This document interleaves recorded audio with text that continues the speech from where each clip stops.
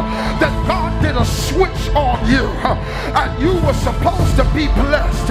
You were supposed to be living better than you're living. Your ministry was supposed to be further than it already is.